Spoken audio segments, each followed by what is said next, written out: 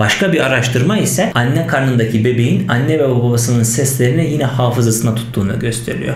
Bebek anne karnındayken sürekli maruz kaldığı anne babasının seslerini belleğinde depoluyor. Mesela harika bir bilgi, yeni doğan bir bebeğin koku hafızası o kadar gelişmiştir ki annesine ait kokuları binlercesi arasından tanıyabiliyor. Braxton Hicks kasılmaları veya yalancı kasılmalar dediğimiz bu kasılmalar gebeliğin son aylarında rahimde oluşan doğuma hazırlık niteliğindeki düzensiz kasılmalardır. Merhaba sevgili dostlar, 29. gebelik haftamıza hoş geldiniz. Merhabalar, hoş geldiniz. Nasılsınız? İnşallah iyisinizdir. Ağrınız, sızınız yoktur. 29. haftanız mükemmel geçiyordur inşallah. İnşallah. 29 haftalık gebelik döneminde bebeğimiz yaklaşık olarak 39-40 santime ulaştı.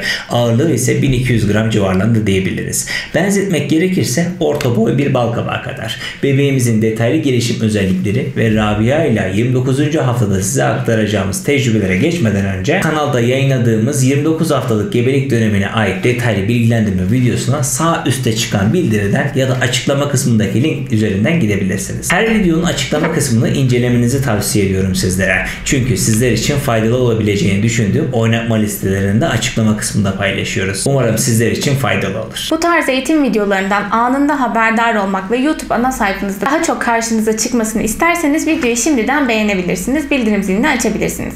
Şimdi lafı daha fazla uzatmadan asıl videoya geçelim. Aynen. Evet Rabia'cığım.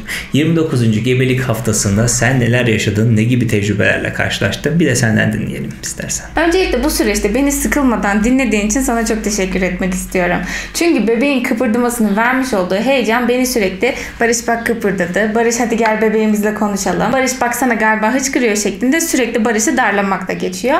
Gün içinde bir yerim ağrısa bugün de iyi yoruldu, bacaklarım ağrıdı, galiba ellerim şişti diye sürekli başındayım yani. İnşallah sizin de etrafınızdakiler bu tarz darlanmalarınızı sabredebiliyorlardır. Kesinlikle eminim ki bizi izleyen anne adaylarının eşleri de onlara çok iyi davranıyorlardır. Şimdi baktığımız zaman Barış bana her hafta bu hafta nasıl geçti diye soruyor ama sizler de benimle aynı süreci yaşadığınız için beni anlarsınız. Artık hamileliğe alışmış olmanın vermiş olduğu bir durum bu sanırım. Hafta sonlandığında bu hafta sanki diğer haftayla aynı geçmiş gibi hissediyorum diyorum.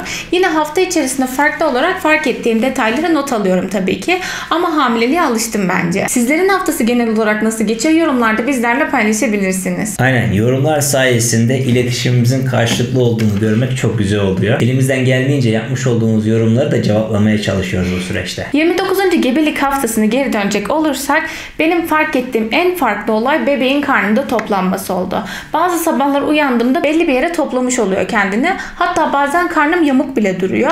Ama bu durum Braxton Hicks kasılmalarının yani yalancı kasılmaların bir şekli. Aynen öyle. Braxton Hicks kasılmaları veya yalancı kasılmalar dediğimiz bu kasılmalar gebeliğin son aylarında rahimde oluşan doğuma hazırlık niteliğindeki düzensiz kasılmalardır. Bu kasılmalar 24. gebelik haftasından itibaren başlayabilir. Bazen şiddetli olması sebebiyle anne adaylarında acaba gerçek doğum kasılması mı şeklinde evhama sebep olabiliyor. Fakat gerçek doğum kasılmaları arasında çeşitli farklılıklar var tabii ki. Mesela gerçek doğum kasılmaları düzenli, daha uzun süreli ve ağrılı olurken Braxton Hicks kasılmaları düzensizdir, daha kısa sürelidir ve genellikle ağrısızdır. Bu konuyla alakalı kanalda videomuz var. O videoya da yine sağ üstteki bildiriden veya açıklama kısmındaki linkten gidebilirsiniz. Her ne kadar yalancı kasılma olsa da bu noktada kendinizi iyi takip etmelisiniz.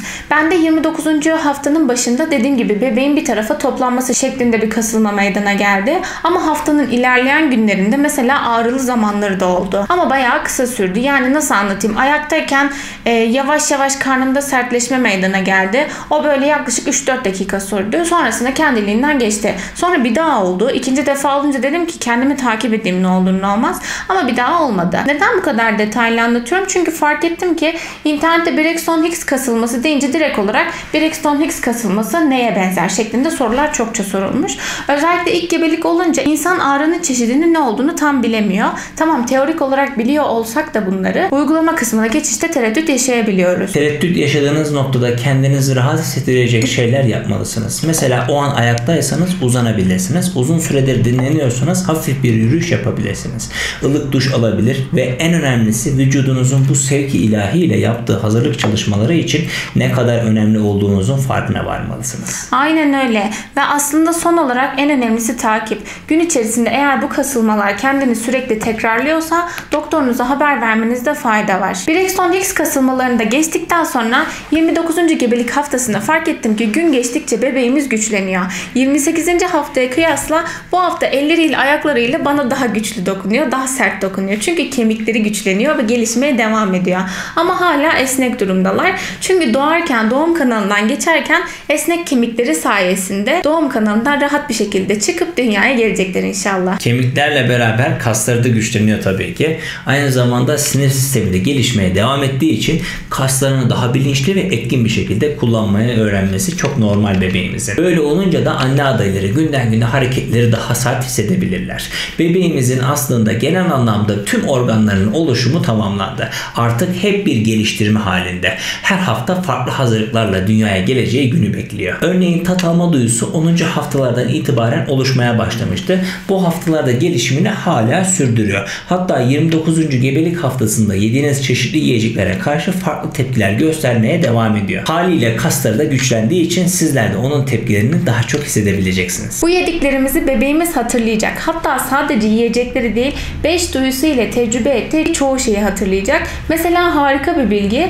Yeni doğan bir bebeğin koku hafızası o kadar gelişmiştir ki annesine ait kokuları binlercesi arasından tanıyabiliyor. Geçtiğimiz haftalarda da yapılan bir araştırma örneğinden bahsetmiştik. Şimdi sırası gelmişken tekrar onu da paylaşmak istiyorum. Suni bir meme ucuna yani emziğe bebeğin kendi amniyon sıvısından bir miktar sürüldüğünde bebeğin o memeyi daha güçlü emdiği gözlemlenmiş. Bu da gösteriyor ki bebeklerin daha anne karnındayken hafızaları oluşmaya başlıyor. Başka bir araştırma ise anne karnındaki bebeğin anne ve babasının seslerini yine hafızasına tuttuğunu gösteriyor. Bebek anne karnındayken sürekli maruz kaldığı anne babasının seslerini belleğinde depoluyor ve doğumdan sonra da bu sesleri ayırt edebiliyor. Bu konuyla alakalı bazı anne adayları acaba bebeğimin beyin gelişimini olumlu anlamda etkilemesi için hangi türde müzik dinletmeliyim sorusunu çokça soruyor. Hatta piyasada sırf bunun için beyin geliştirici müzik şeklinde pazarlanan ürünler bile var. Fakat bu pazarlaması yapılan müziklere bebeklerin verdikleri tepkiler ve beyin gelişimiyle alakalı uzun vadeli bir araştırma henüz yok. Sadece şunu söyleyebiliriz ki sizi rahatlatan, stresten uzaklaşmanızı sağlayacak dinletiler bebeğinize de iyi gelecektir. Tam tersi insanın ruhunu yoran müzikler ya da ani ses patlaması yapan müzik çeşitleri anne adaylarına gebelikte önerilmez. Bebek bir anda gelen sese karşı ani tepki gösterebilir, hatta korkabilir. 29. gebelik haftasına dair benim paylaşmak istediklerim bu kadardı. Senin eklemek istediğin başka herhangi bir şey var mı? Yok, hayır. Umarım anlattıklarımızı, videomuzu beğenmişsinizdir. İnşallah sizlere bir katkısı olmuştur. Bu tarz faydalı içerikleri YouTube'da ana sayfanızda daha çok görmek istiyorsanız